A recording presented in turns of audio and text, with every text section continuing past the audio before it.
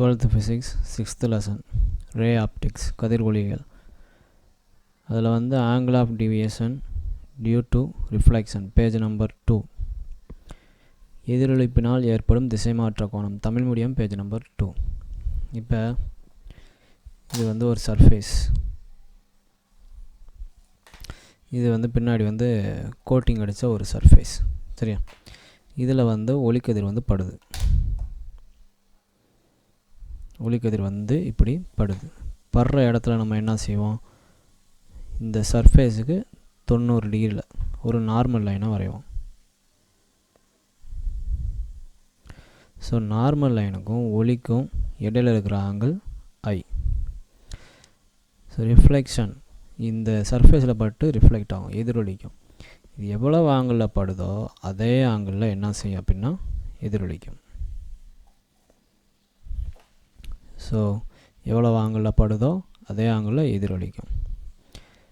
Normal லைனுக்கும் incident ஆகிற ரேக்கும் இடையில் இருக்கிற ஆங்கிள் இன்சிடெண்ட் ஆங்கிள், நார்மல் லைனுக்கும் எதிரொலிக்கிற ரேக்கும் இடையில் இருக்கிற ஆங்கிள் ஆர்.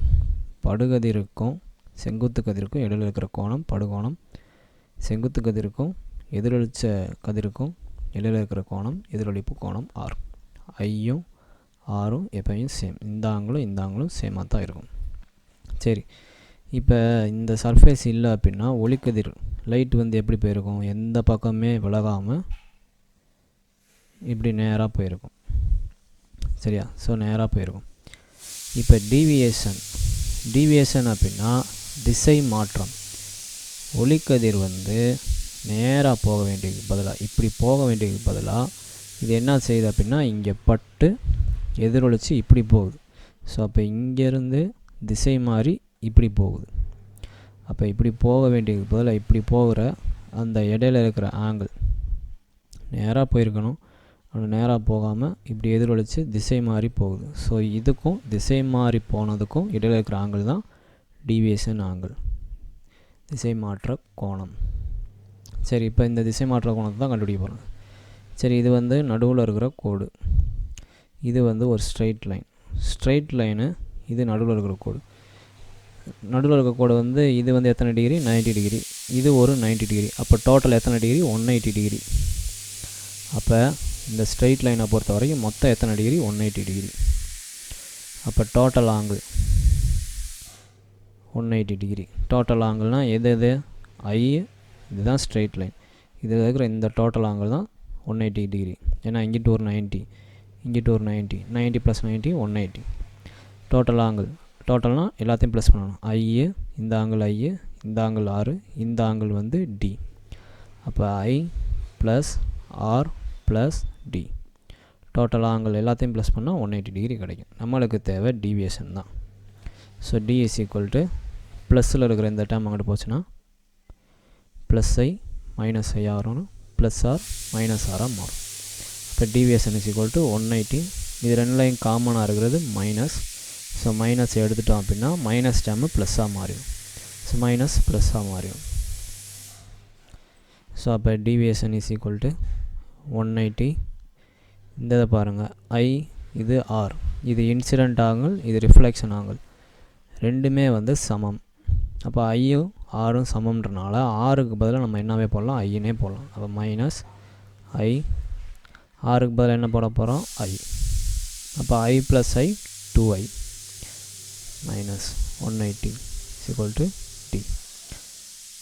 ஸோ இதுதான் டீவியேஷன். இந்த டீவியேஷன் எத்தனை, 180 மைனஸ் 2i.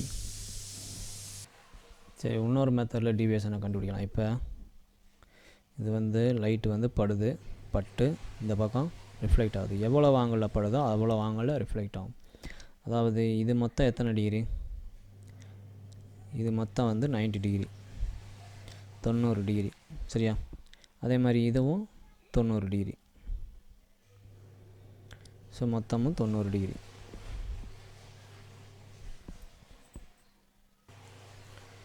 ஸோ இது டோட்டல் வந்து 90 டிகிரி, சரியா? ஸோ 90 டிகிரியில் இது வந்து 30 டிகிரி, இது ஒரு 50 டிகிரி போயிடுச்சுன்னு வச்சுக்கிறோம். அப்போ 50 டிகிரி போச்சுன்னா பாக்கி இருக்கிற இது 40 டிகிரி.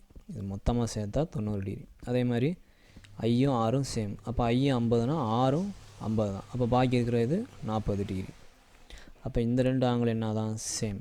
அப்போ வந்து லைட்டு படுது, ரிஃப்ளெக்ட் ஆகுது.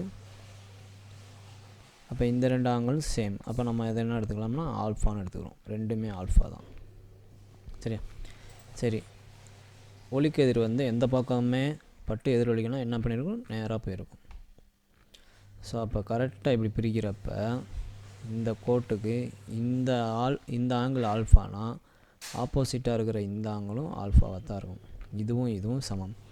இது 40 டிகிரினா இதுக்கு ஆப்போசிட்டாக இருக்கிற இதுவும் 40 டிகிரியாக தான் இருக்கும். ஏன்னா கரெக்டாக ஈக்குவலாக பிரிக்கிறப்ப. அப்போ இதுவும் ஆல்ஃபா தான். சரி, டிவியேஷன் என்னது, நேராக ஒளிக்கதிர் போயிருக்கு. ஆனால் இப்படி போக வேண்டியது பதிலாக டைரக்ஷன் மாறி, திசை மாறி இப்படி போகுது. அப்போ இங்கேருந்து எவ்வளவு ஆங்கிள் திரும்புதோ அந்த ஆங்கிள் தான் டிவியேஷன். ஸோ அப்போ டிவியேஷன் இஸ் ஈக்குவல் டு இந்த ஆங்கிள் என்னது ஆல்ஃபா, இந்த ஆங்கிள் ஆல்ஃபா. அப்போ டோட்டல் ஆங்கிள் தான் டி. அப்போ total angle alpha plus alpha 2 alpha.